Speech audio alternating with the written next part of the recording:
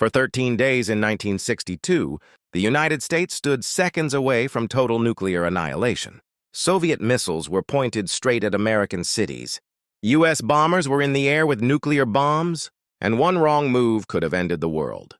This is the untold, minute-by-minute story of the most dangerous ZONA. In American history, the Cuban Missile Crisis, ZONA 1962, the 13 days that could have destroyed the world. Introduction: A world on the brink. October 1962. American spy planes flying over. Cuba spots something shocking. Soviet nuclear missiles, capable of reaching almost every major U.S. city within minutes. The Cold War had just turned into a countdown to nuclear Armageddon. This is the ZONA where the United States faced the most dangerous threat in its history. Chapter 1: Discovery.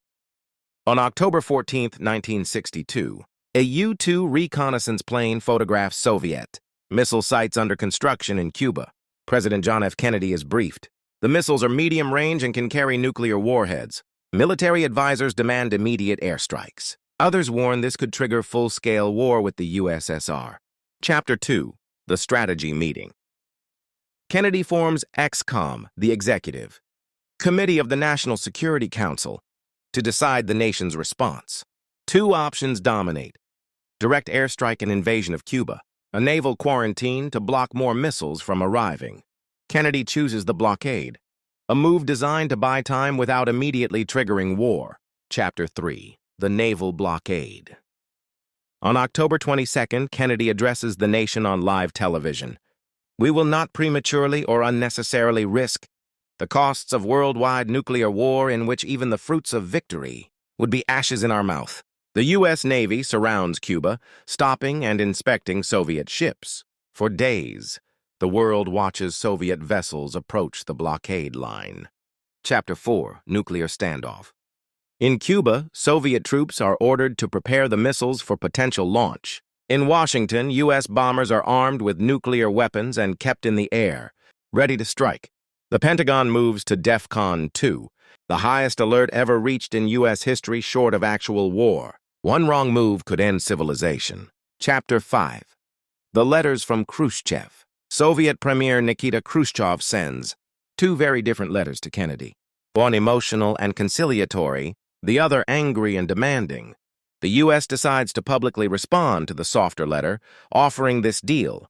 The USSR removes missiles from Cuba. The U.S. promises not to invade Cuba. Secretly, the U.S. also agrees to remove its Jupiter missiles from Turkey. Chapter 6: The Crisis Ends. On October 28th, Khrushchev agrees to the deal. The Soviet missiles are dismantled and shipped back to the USSR. The U.S. lifts the blockade. The world breathes again. Chapter 7: The Dangers We Didn't Know. Decades later, declassified information revealed just how close we were. Soviet forces in Cuba had nuclear-armed tactical weapons, ready to fire if the U.S. invaded. A Soviet submarine commander nearly launched a nuclear torpedo after being harassed by U.S. destroyers, only stopped when another officer refused to give consent. One spark could have destroyed millions of lives. Chapter 8: Legacy of the Crisis.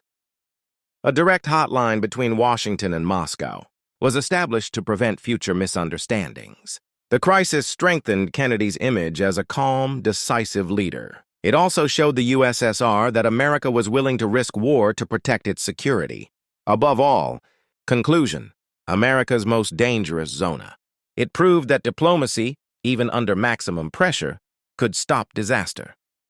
The Cuban Missile Crisis remains the most dangerous chapter in U.S. history. A time when, for 13 days, every man, woman, and child on Earth lived under the shadow of nuclear annihilation. It was a ZONA without bombs falling, but where the stakes were higher than any battlefield in history. And for 60 minutes, as you hear this story, you'll be walking right along that knife's edge where humanity almost ended. Thanks for watching videos. Like a comment and subscribe my YouTube channel.